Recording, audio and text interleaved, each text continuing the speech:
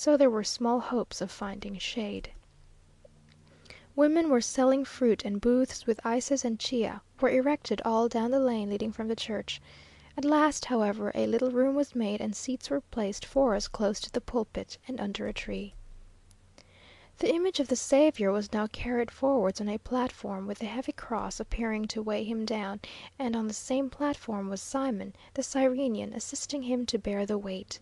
The Cyrenian was represented by an old man, with hair white as snow, dressed in scarlet cloth, who, in a stooping posture, and without once moving his body, was carried about for hours in the whole force of the sun, the rays pouring down upon his uncovered head. For a long while we had believed him to be a wooden figure dressed up, and when he came near he greatly excited our surprise and compassion. If he survives this day's work, it will be a miracle. I can now almost give faith to 's assertion that in some of the villages the man who represents Judas actually hangs himself, or is hanged upon a tree.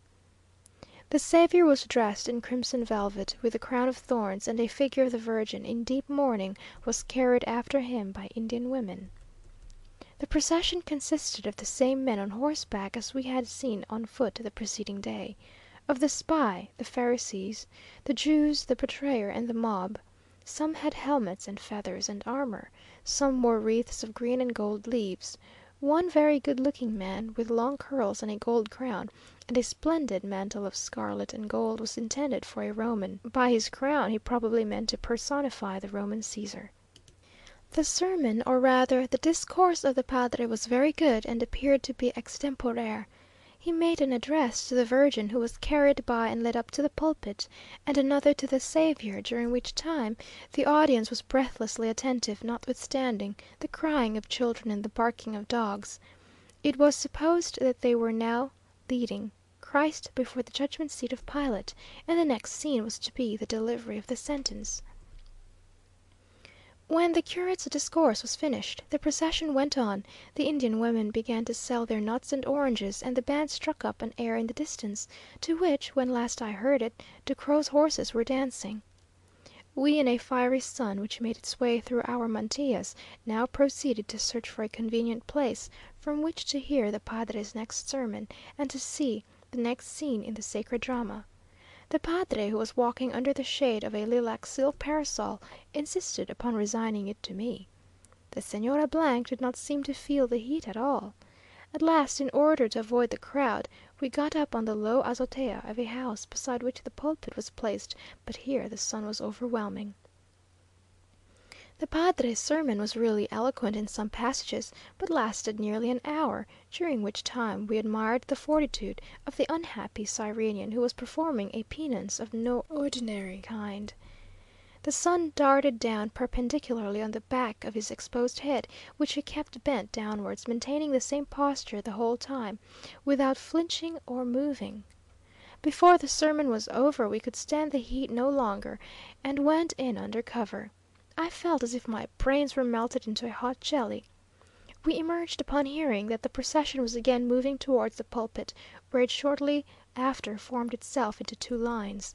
In a few moments a man with a plumed helmet, mounted on a fiery horse, galloped furiously through the ranks, holding a paper on the point of his lance, the sentence pronounced by Pontius Pilate. Arrived at the pulpit, he handed it up to the priest, who received it with a look of horror, opened it, tried to read it, and threw it on the ground with an air of indignation. The messenger galloped back more furiously than he came, and his horse bolting at the end of the lines, occasioned a laugh amongst the spectators. Then followed the parting address to the Saviour, whose bearers now brought him up to the pulpit, followed by the mournful figure of the Virgin. Reflections on the event concluded this act. We returned in the afternoon to see the descent from the cross, which was to be performed within the church. The church was crowded, and a black curtain hung before the altar.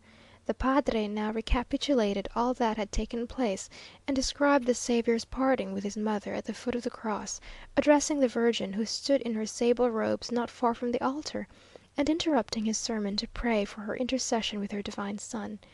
I observed all the women in tears as he described the Virgin's grief, the torments of the crucifixion, the indignities that the Saviour had suffered. All at once he exclaimed in a loud voice, "Draw back the veil, and let us behold him." The curtain was drawn, and the Saviour crucified appeared. Then the sobs of the women broke forth.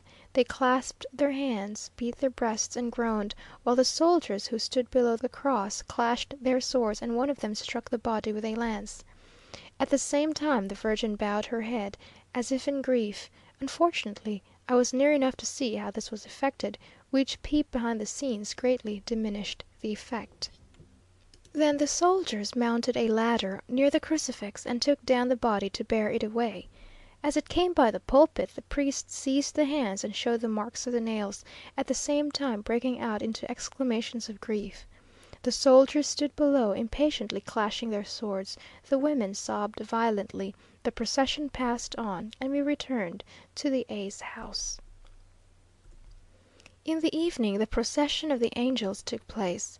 Figures dressed in silk and gold, with silver wings, were carried by on platforms to the sound of music. The body of the Saviour lay in a sort of glass hearse, carried by men chanting a dirge, and followed by the Virgin. This procession was really pretty, but had an odd, unnatural effect amongst the fresh green trees, the smell of incense mingling with the fragrance of the flowers, and the gaudy silk and gold and plumes of feathers gilded by the soft setting sun as they flashed along. I climbed up an old stone cross near the church and had a good view. Everything looked gaudy when near, but as the procession wound along under the broken arches and through the green lanes, and the music came fainter upon the ear, and the beating of drums and the tolling of bells and the mournful chant were all blends into one faint and distant harmony, the effect was beautiful. I thought of the simple service of the Scottish kirk, and of the country people coming out after the sermon, with their best Sunday gowns on, and their serious intelligent faces, discussing the merits of their minister's discourse, and wondered at the contrasts in the same religion. As the evening was cool and pleasant, we walked through the fields to the church of La Concepción, where the procession was to pass, and sat down on the grass till we heard it coming. As the body was carried by, all went on their knees. At night commenced the Pésame, or condolence to the Virgin, in the church. She stood on her shrine, with her head bowed down, and the hymns and prayers were all addressed to her, while the sermon preached by another cura was also in her honour. I plead guilty to having been too sleepy to take in more than the general tenor of the discourse. The musicians seemed to be playing Sweet Kitty Clover with variations. If Sweet Kitty Clover is genuine Irish, as who can doubt, how did these Indians get hold of it? Did Saint Patrick go round from the Emerald Isle by way of Tipperary? But if he had, would he not have killed alacrans, and chicaclinos, and coralillos, and vinagrillos? This requires consideration. In the Ora pro nobis we were struck with the fineness of the rustic voices, but music in this country is a sixth sense. It was but a few days before leaving Mexico that, sitting alone at the open window, enjoying the short twilight, I heard a sound of distant music, many voices singing in parts, and coming gradually nearer. It sounded beautiful, and exactly in unison with the hour and the scene. At first I concluded it to be a religious procession, but it was not a hymn, the air was gayer. When the voices came under the window and rose in full cadence, I went out on the balcony to see to whom they belonged. It was the Forçats returning from their work to the Encordada, guarded by soldiers, their chains clanking in measure to the melody, and accompanied by some miserable looking women. We left the church feeling very tired and sleepy, and walked towards the booths, where in the midst of flowers and evergreens they were still selling ices and lemonade and chia. We sat down to rest in the cleanest of these leafy bowers, and then returned to Coyohuacan. There was no drunkenness, or quarrelling, or confusion of any sort. An occasional hymn rising in the silence of the air, or the distant flashing of 100 lights, alone gave notice that the funeral procession of the Saviour had not yet halted for the night, but there was no noise, not even mirth. Everything was conducted with a sobriety befitting the event that was celebrated. That some of the curate's horses were stolen that night is only a proof that bad men were out, and took the opportunity of his absence from home to plunder his stables. we were told an anecdote concerning Simon the Cyrenian, which is not bad.